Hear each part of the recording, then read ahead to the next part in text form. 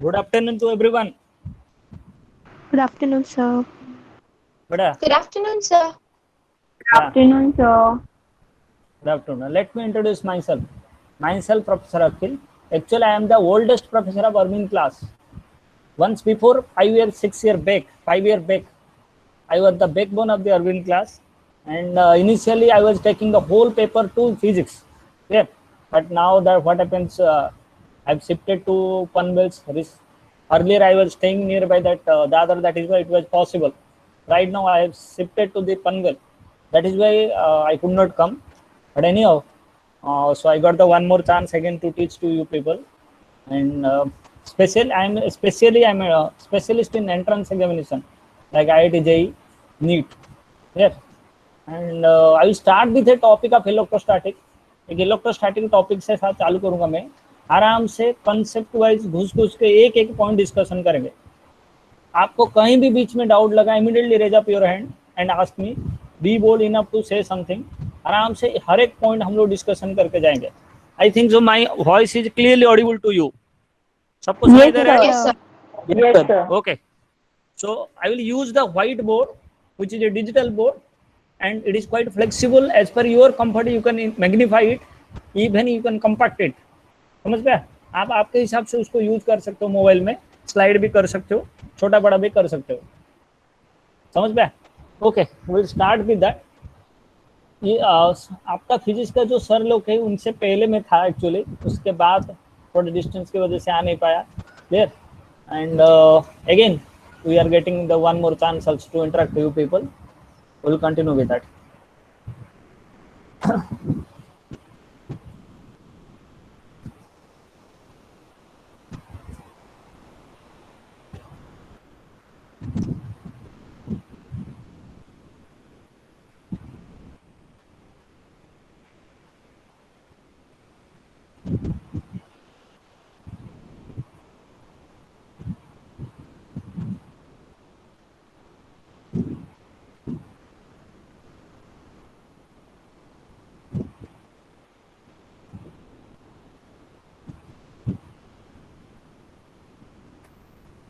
Electrostatic.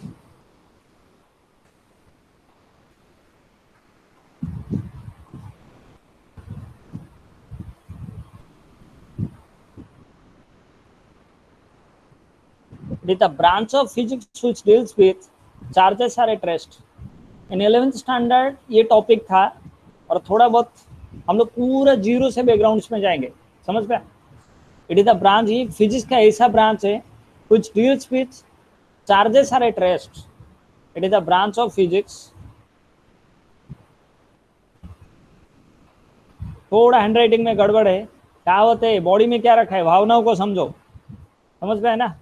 भावना मतलब मेरा कोई सेटिंग वेटिंग नहीं रही, फीलिंग्स. समझ पाए ना? ओके, ध्यान सुनो. It is a branch of physics which deals with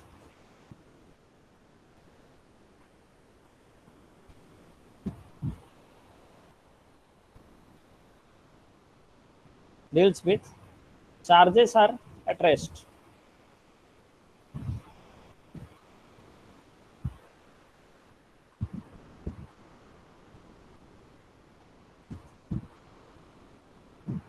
इधर चार्ज कौन सा कंडीशन में है? रेस्ट कंडीशन में. It is the branch of physics which deals with charges are at rest. बेटा चार्ज का मतलब क्या है समझते हैं थोड़ा. चार्ज का मतलब क्या है?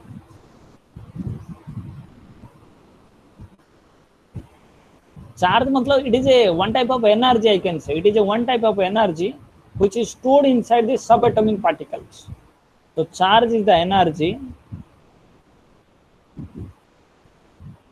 Charge is the energy which is stored inside the subatomic particle.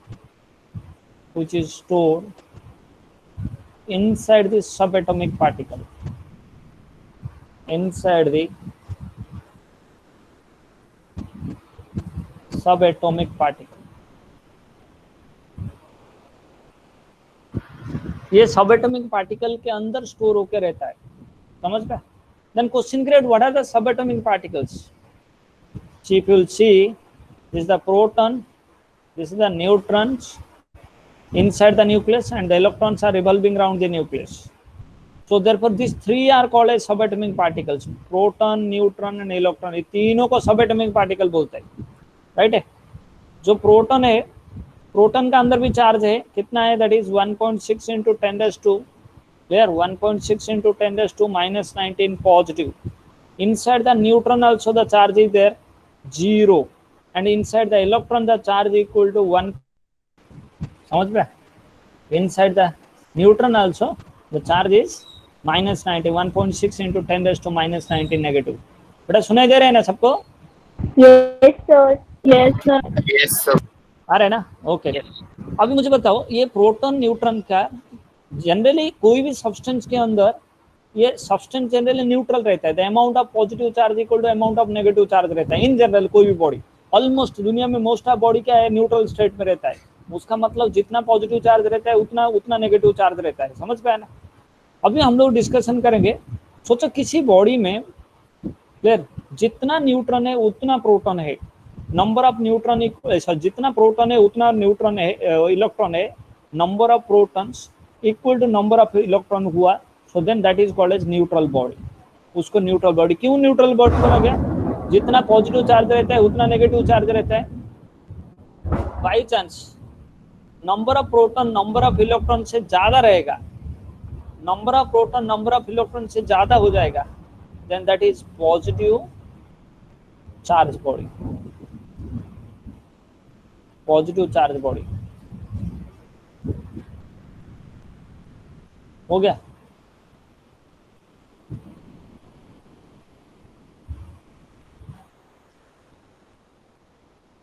सोचो, if number of proton is less than number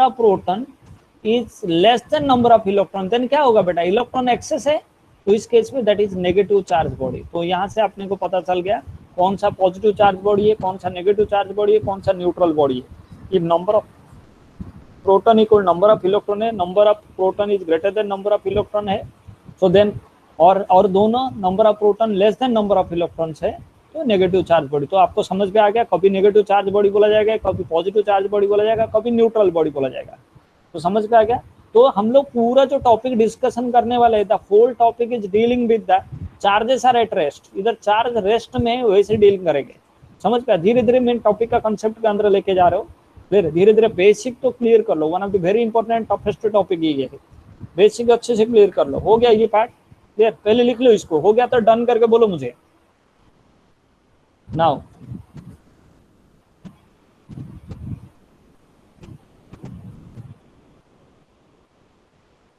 मुझे बताओ, प्रॉपर्टी ऑफ चार्ज थोड़ा डिस्कशन करेंगे. धीरे धीरे जाएंगे, आराम से ध्यान से सुनते जाओ.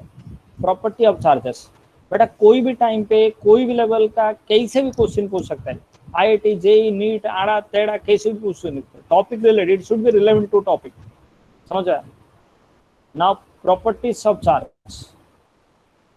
Now we'll discuss about the properties of charge. See, the properties of charge. First property, where charge follow conservation rule.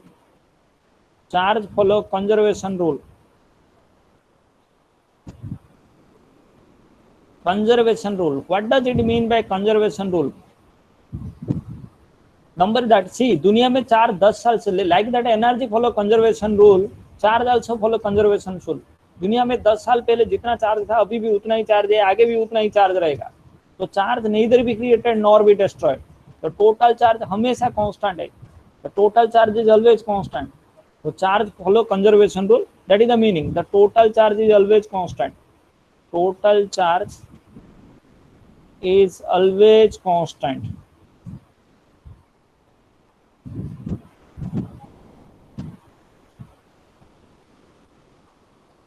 Total charge हमेशा कांस्टेंट रहता है. समझ पाया ना? Second point is that, second point, charge follow quantization rule. Charge follow quantization rule. Follow quantization rule. What does mean by quantization rule? Quantization rule in the sense, very interesting concept this, try to remember. आप एक pen का दुकान में जाते हो और उस pen का दुकान में आपने, बड़ा पेन का डीलर है वो, और वो पेन का दुकान में आप एक पेन मांगते हो, then he will not give you.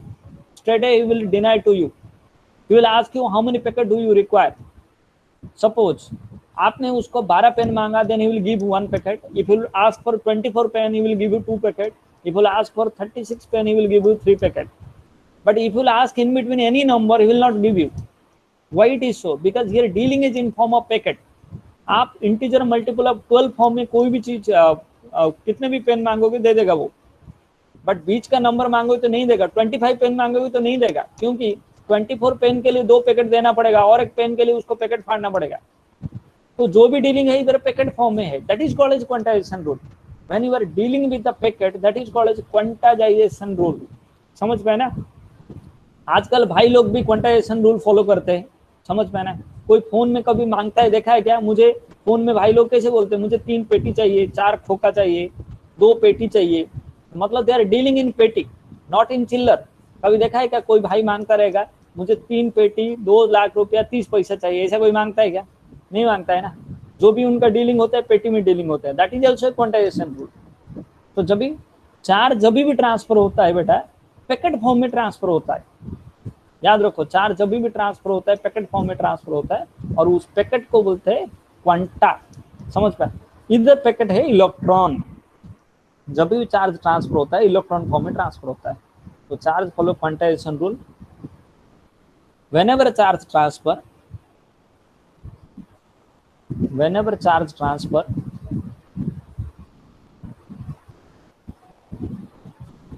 whenever charge transfer it transfer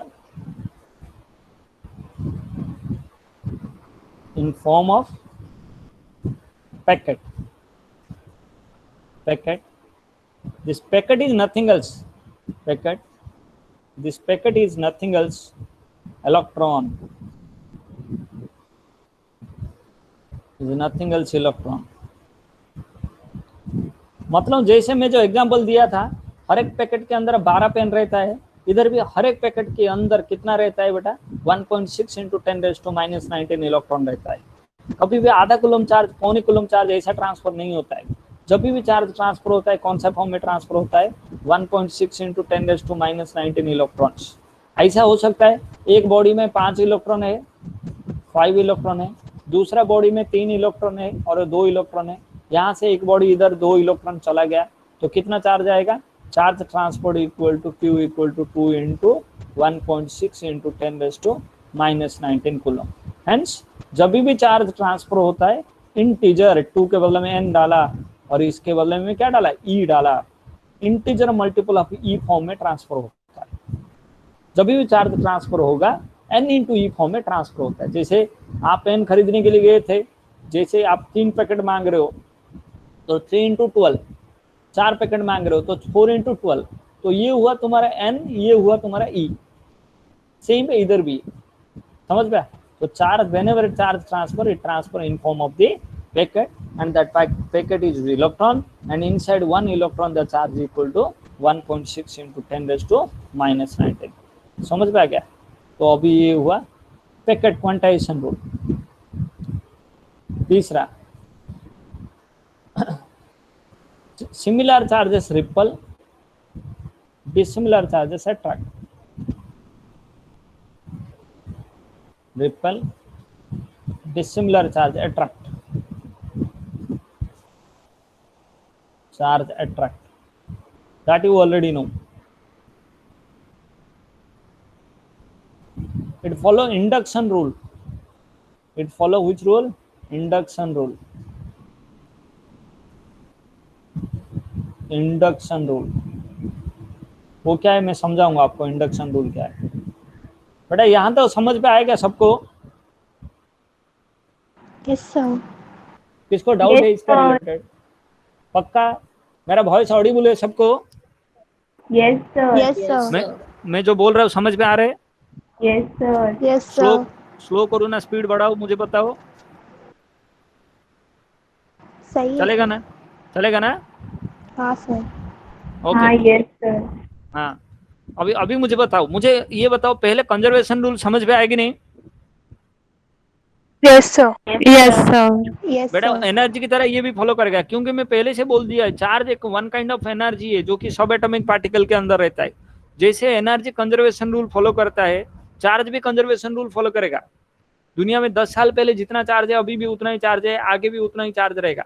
बस एक बॉडी से दूसरे बॉडी को चार्ज ट्रांसफर होता रहता है, बट टोटल चार्ज मिलाओगे तो उतना ही रहता है।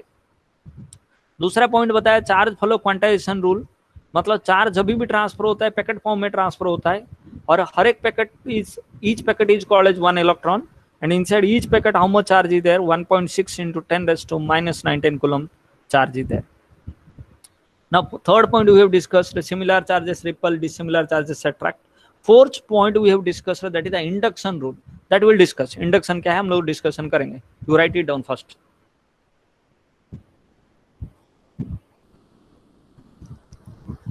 done, sir. हुआ? Yes, Yes, sir. sir. Yes, sir.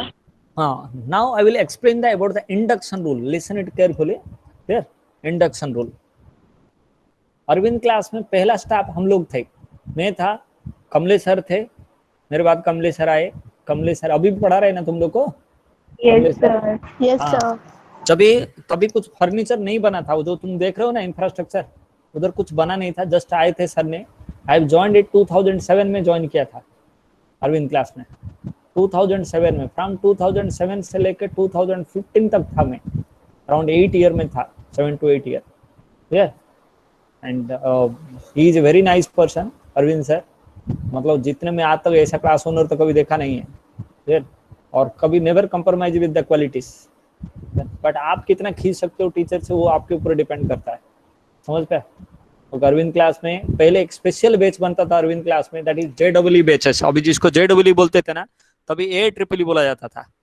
2016 में मुंबई में JEE का कंसेप्ट आया। 2016 में all one nation one entrance examination का अनाउंस किया गया।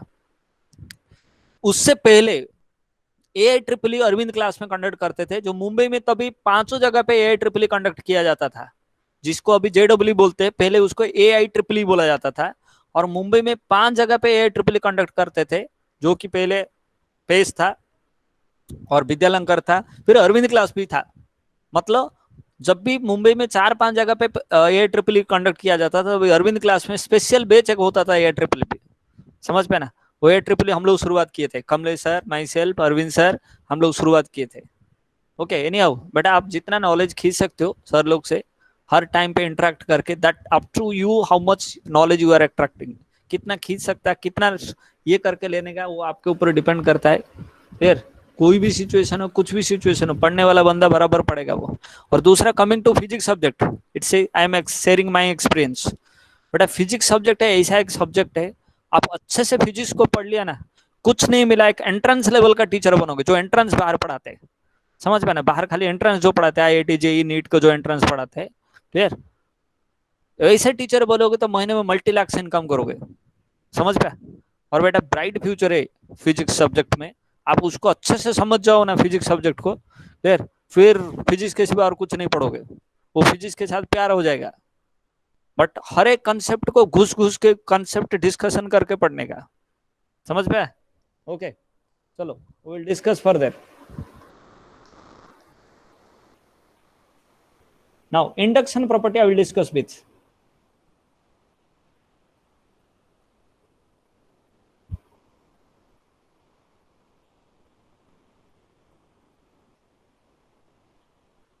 इंडक्शन प्रॉपर्टी मतलब क्या है?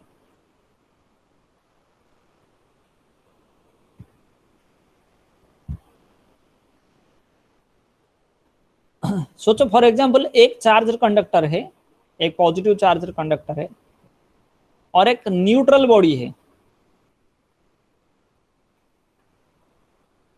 न्यूट्रल बॉडी है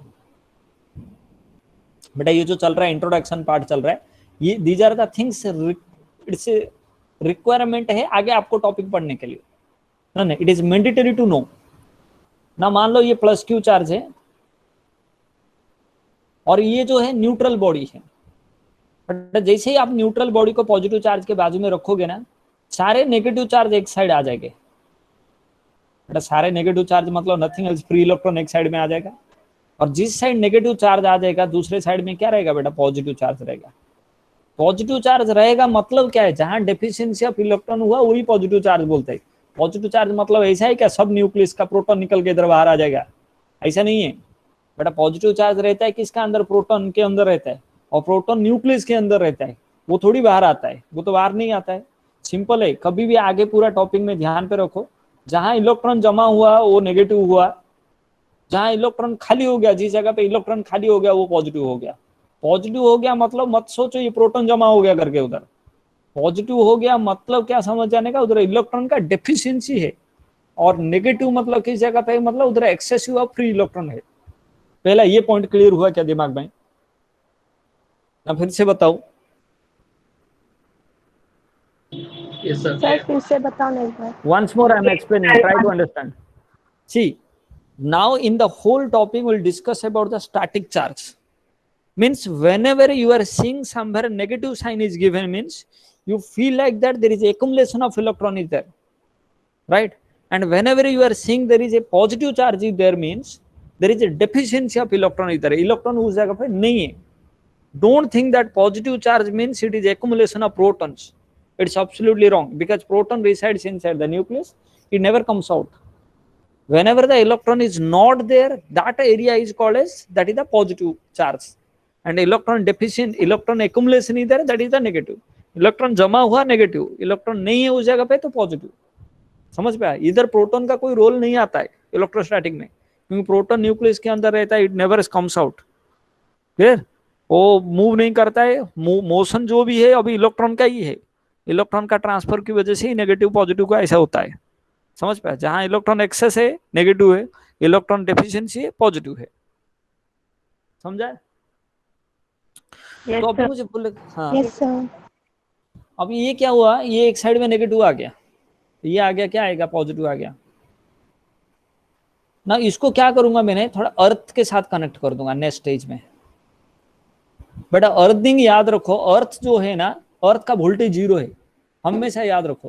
अर्थ का वोल्टेज कितना है, 0 वोल्ट है। और अर्थ के साथ जो भी कांटेक्ट में आता है उसका वोल्टेज 0 हो जाता है। अर्थ के साथ जो भी कांटेक्ट में टच में आ जाते हैं ना, उसका वोल्टेज 0 हो जाता है। तो earth is a sea of free electron, earth एक फ्री इलेक्ट्रॉन का समुद्र है, इलेक्ट्रॉन का समुद्र है अर्थ।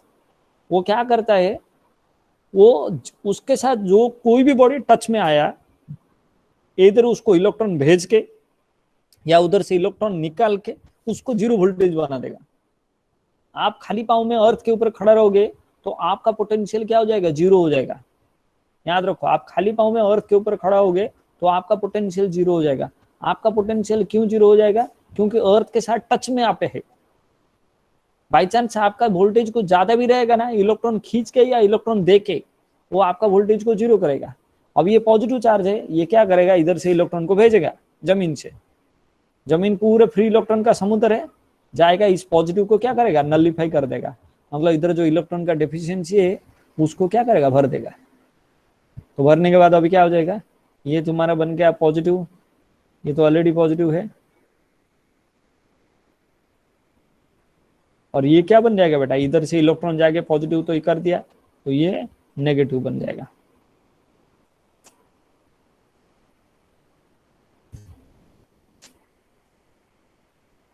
ये अर्थिंग का सिंबल है बच्चों, तो लिख देता हूं, earth is a sea of free electron, sea of free electron, voltage of earth is 0 volt, voltage of earth is 0 volt।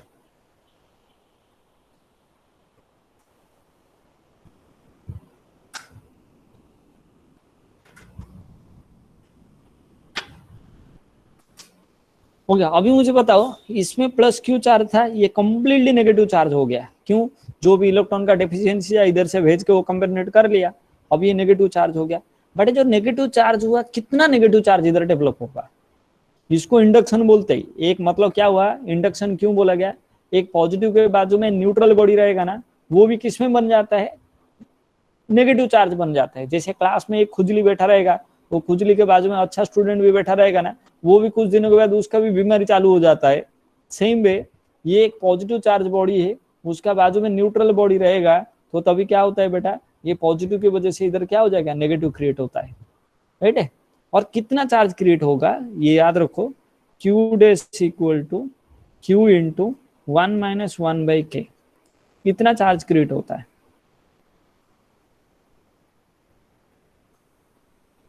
Q dash equal to Q into, ये 11 में था ये सब सारे concept, Q dash equal to Q into 1-1/k, इतना charge create होता है।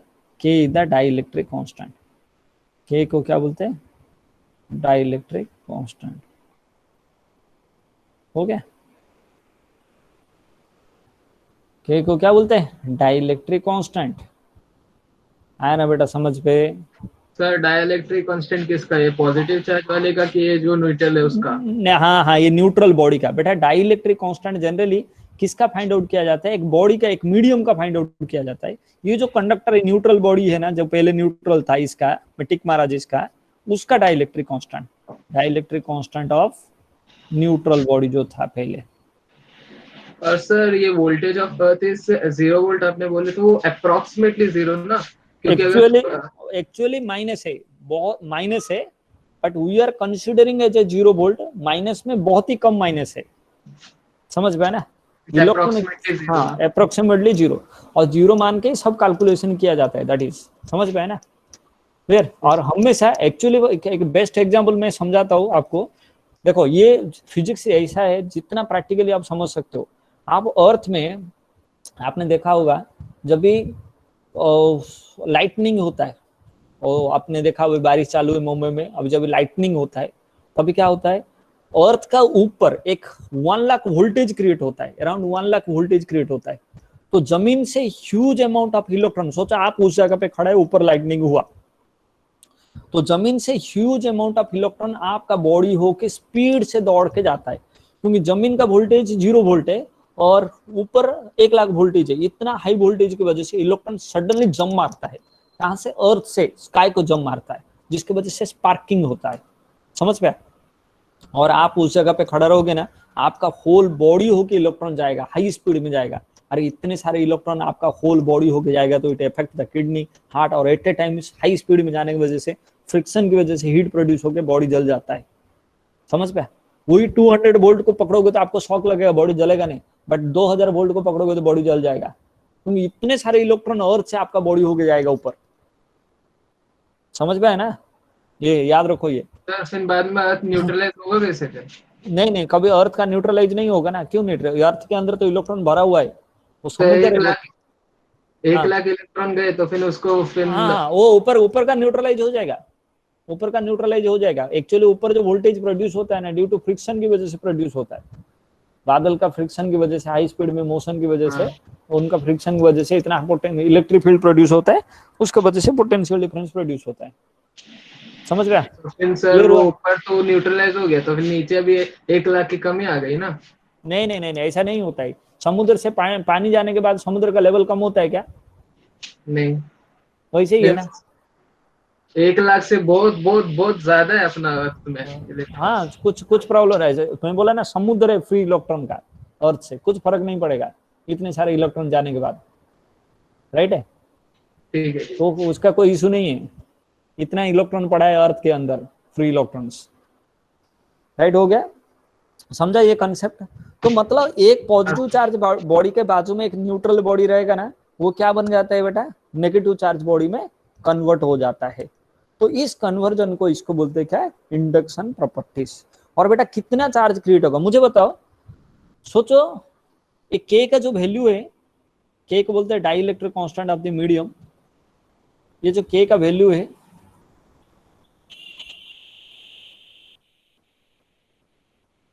के का वैल्यू है फॉर कंडक्टर के लिए कितना है, 1 है, फॉर कंडक्टर के लिए 1 है, के इक्वल टू 1 है। फॉर इंसुलेटर के लिए, फॉर वाटर के लिए 81 है, के इक्वल टू 8। कंडक्टर के लिए गलती लिखा मैंने, कंडक्टर के लिए इन्फिनिटी है, 1 नहीं, और फॉर वाटर के लिए 81 है, फॉर इंसुलेटर के लिए ग्रेटर देन 1 है, के इक्वल टू ग्रेटर देन 1। मुझे बताओ, सोचो के को मैं इंफिनिटी इसी फॉर्मूला में डालता हूँ, ये फॉर्मूला में के को इंफिनिटी डालता हूँ तो क्या हालत आएगा मेरा? 1/इंफिनिटी इक्वल कितना आ जाएगा? 0। समझ पाए ना? 1/इंफिनिटी 0 आएगा, 1 - 0 कितना आएगा? 1 आएगा, मतलब क्यू डैश इक्वल क्यू आएगा। उसका मतलब क्या होता है मुझे बताओ? Sir equal amount of negative charge आएगा उसके अंदर जितना पॉजिटिव चार्ज ये पॉजिटिव चार्ज बॉडी में था। Very good. मतलब एक मेटल कंडक्टर रहेगा ना, जितना उधर पॉजिटिव चार्ज रहेगा ना उतना ही नेगेटिव चार्ज क्रिएट होगा। If I put k equal to infinity, I will get Q dash equal to Q, that mean the same amount of charge is induced inside the metal conductor. But metal नहीं रखे कुछ insulator रहेगा तो उतना charge कभी भी produce नहीं होगा, हमेशा कम ही प्रोड्यूस होगा। ओके, यहाँ तक समझ में आया बेटा? बाकी गर्ल्स को, सब लोग को समझ में आया? Yes sir. चल रहा है ना? कॉन्सेप्चुअल समझ में आ रहा है यस सर। Yes sir. बेटा? हाँ, सो राइट इट डाउन। 5 मिनट बचा है, लिख लो बेटा। जिस लेवल तक तुम लोग जाओगे उस लेवल तक लेके जाएगा, पूछो, बिकॉज हम लोग एंट्रेंस पढ़ाने वाले हैं। ये तो इसका जो लेवल तो खींच खींच के लेके जा सकते हो कॉन्सेप्चुअली। बेस्ट बुक पढ़ने के लिए H C Verma, one of the best book, Bible of physics. अपना टेक्स्ट बुक पढ़ो प्लस ई बुक भी पढ़ो।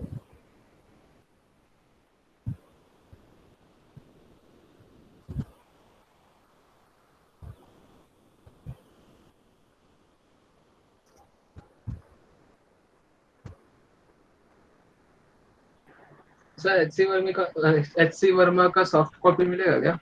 मिलता है, नेट में अवेलेबल है।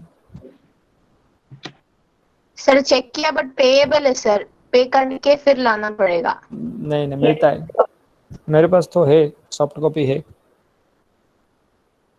भेज देता हूँ मैं इसको, गौरव को। गौरव तुम लोग को ट्रांसफर कर देगा। Okay sir. Thank you sir. Thank you sir. हो गया? लिख लिया तुम लोग ने?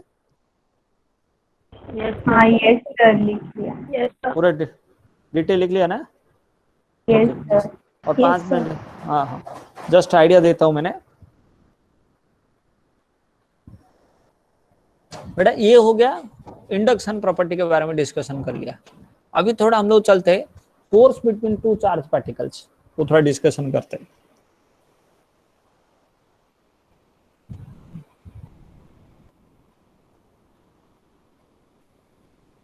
बाकी लोग बोर्ड में पढ़ाते हैं क्या?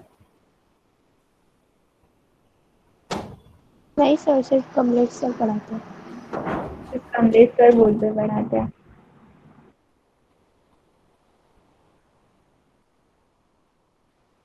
गब्बर सिंह, कमलेश सर ना?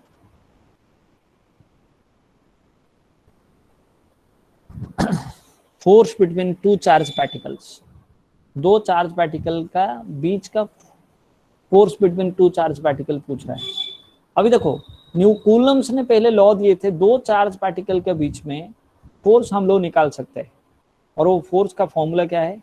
F is equal to 1/4πε0 Q1 Q2 upon r²। ये आपने पढ़ा भी है 11th में। Yes sir. समझ गए? Force equal to 1/4πε0 Q1 Q2 by r²। But when it is kept inside a medium, when it is kept inside a medium,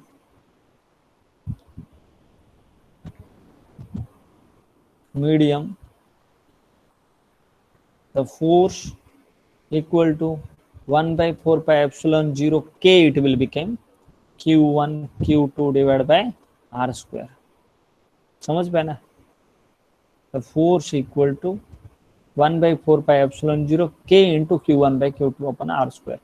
के time कम हो जाता है फोर्स, जो फ्री स्पेस में जो फोर्स रहता है, ये इन फ्री स्पेस है, इन फ्री स्पेस, और ये क्या है? इन मीडियम है। तो बेटा ये एक फोर्स है जो कि मीडियम के ऊपर डिपेंड करता है। बीच का जो मीडियम है वो किस में बना है? जैसे आपने खींच के एक थप्पड़ मारा, आपका फ्रेंड को एयर में जितना जोर से लगेगा, पानी का अंदर उतना जोर से लगता है क्या? नहीं लगता है, क्योंकि वो मीडियम ऑपोजिशन एक रहता है। समझ पे ना? So that is the dielectric constant, what it says that dielectric constant ज्यादा है तो समझ जाने का मीडियम का ऑपोजिशन ज्यादा है उस फोर्स को। एक्चुअली इसके पीछे एक थियरी है, बट अभी वो फिलहाल जरूरत नहीं, याद रखो मीडियम में आ जाएगा तो फॉर्मूला क्या आ जाएगा 1/4πε0 k into Q1 Q2 by R square.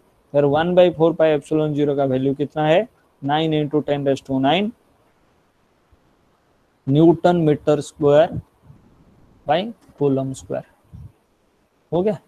And ε0 is called as permittivity in free space, permittivity in free space,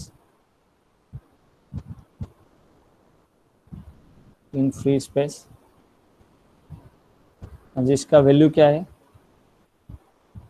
8.85 into 10⁻12, 8.85 into 10⁻12 coulomb square, इसका यूनिट इसका एग्जैक्टली ऑपोजिट उल्टा है, coulomb square into newton metre square.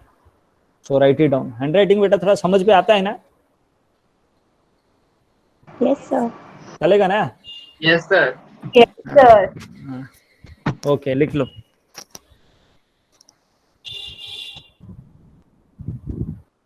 लिख लिया रे बेटा सब लोग? Yes, sir. ओके बेटा, Yes, will sir. Yes, sir. Meet in the next Yes, class. sir. चलेगा? Thank you, चलो sir. Bye. Thank you, sir. Bye, sir. Hi, sir. Thank you.